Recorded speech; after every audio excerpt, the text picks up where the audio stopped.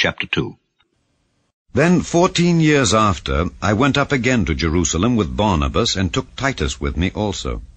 And I went up by revelation, and communicated unto them that gospel which I preach among the Gentiles, but privately to them which were of reputation, lest by any means I should run or had run in vain. But neither Titus, who was with me, being a Greek, was compelled to be circumcised, and that because of false brethren unawares brought in, who came in privily to spy out our liberty which we have in Christ Jesus, that they might bring us into bondage, to whom we gave place by subjection, no, not for an hour, that the truth of the gospel might continue with you. But of these who seemed to be somewhat, whatsoever they were, it maketh no matter to me, God accepteth no man's person. For they who seemed to be somewhat in conference added nothing to me, but contrariwise, when they saw that the gospel of the uncircumcision was committed unto me, as the gospel of the circumcision was unto Peter, for he that wrought effectually in Peter to the apostleship of the circumcision, the same was mighty in me toward the Gentiles. And when James, Cephas, and John, who seemed to be pillars, perceived the grace that was given unto me, they gave to me and Barnabas the right hands of fellowship, that we should go unto the heathen, and they unto the circumcision. Only they would that we should remember the poor, the same which I also was forward to do.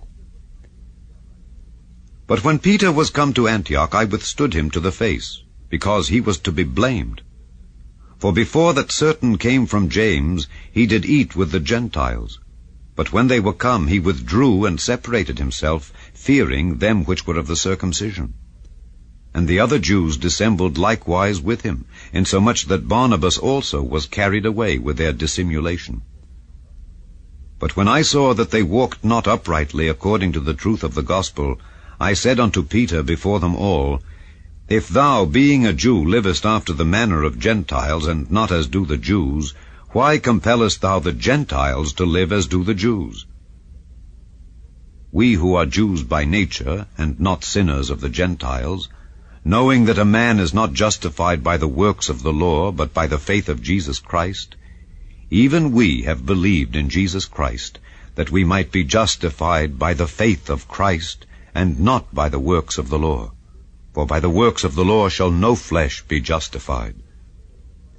But if, while we seek to be justified by Christ, we ourselves also are found sinners, is therefore Christ the minister of sin? God forbid.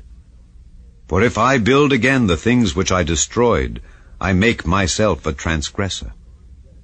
For I through the law am dead to the law, that I might live unto God. I am crucified with Christ. Nevertheless I live, yet not I, but Christ liveth in me.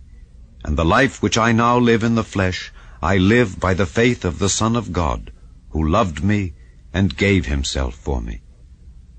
I do not frustrate the grace of God. For if righteousness come by the law, then Christ is dead in vain.